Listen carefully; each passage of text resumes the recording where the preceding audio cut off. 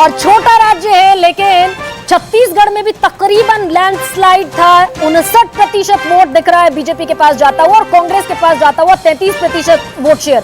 तीनों राज्यों का जिनका मैंने अभी तक आपको दिखाया, तीनों में तकरीबन 2 गुने के वोट शेयर के फासले पर खड़ी हुई भारतीय जनता पार्टी नजर आती है। छत्तीसगढ़ में 11 सीटें हैं और पिछली दफा 2019 की अगर मैं बात करूं तो 9 सीटें जीती थी भारतीय जनता पार्टी ने, और अब बहुत जल्द वो सीटों का आंकड़ा भी मैं आपके सामने रखने वाली हूं।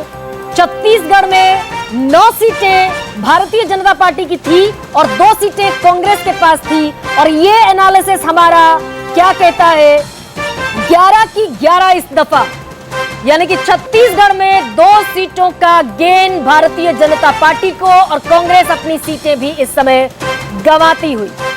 गुजरात एक दफा फिर दिखाती हूं दर्शकों को जो शायद मिस कर गए होंगे। गुजरात में वोट शेयर 2 गुने का है, और तीनों राज्यों का जिनका दिखाया मैंने, वो तीनों ही जगहों पर ये ट्रेंड दिखाई दे रहा है कि वोट शेयर 2 गुने का है। गुजरात की सीटें 26 की 26 भारतीय जनता पार्टी के पास।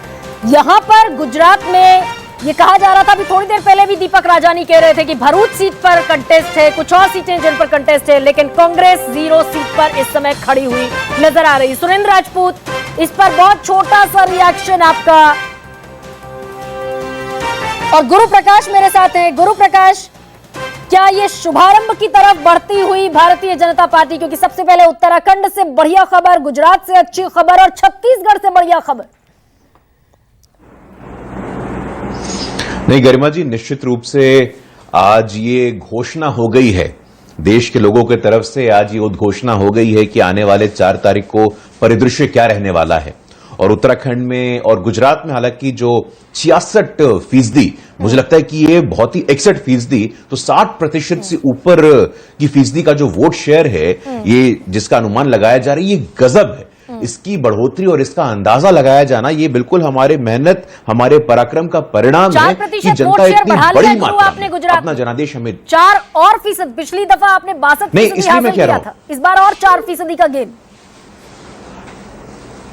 नहीं, एग्जैक्टली गरिमा जी, वही हम लोग कह रहे हैं कि 60% से अधिक गुजरात में लगभग 20 वर्षों से अधिक भारतीय जनता पार्टी का शासन रहा है। केंद्र में लगभग 10 वर्ष से अधिक हमारा शासन हो गया है। लेकिन इन सब के बावजूद जो हम लोग अक्सर कहते हैं कि चुनावों में या भारतीय राजनीति में जो एंटी इनकम्बेंसी हुआ करता था, तो एंटी इनकम्बेंसी शब्द, इस शब्द का महत्व भी खत्म हो गया है और लंबे समय तक ये शब्द चलने वाला लेकिन नहीं गुजरात है। यदि आप काम करते हैं, यदि आप अकाउंटेबिलिटी तय करते हैं। लेकिन गुजरात से सारे देश का जनादेश तय कर लेना थोड़ा जल्दबाजी होगी क्या? क्योंकि गुजरात होम स्टेट है प्रधानमंत्री नरेंद्र मोदी का। इजी बैटल माना जा रहा था शुरुआत से गुजरात को। नहीं गरिमा जी, देखिए कोई भी बैटल इजी या टफ नहीं होता है। जो मैं पॉइंट आपको कन्वे करने का प्रयास कर रहा था कि 27 साल से भारतीय जनता पार्टी की वहां सरकार है। 10 साल से दिल्ली में हमारी सरकार है।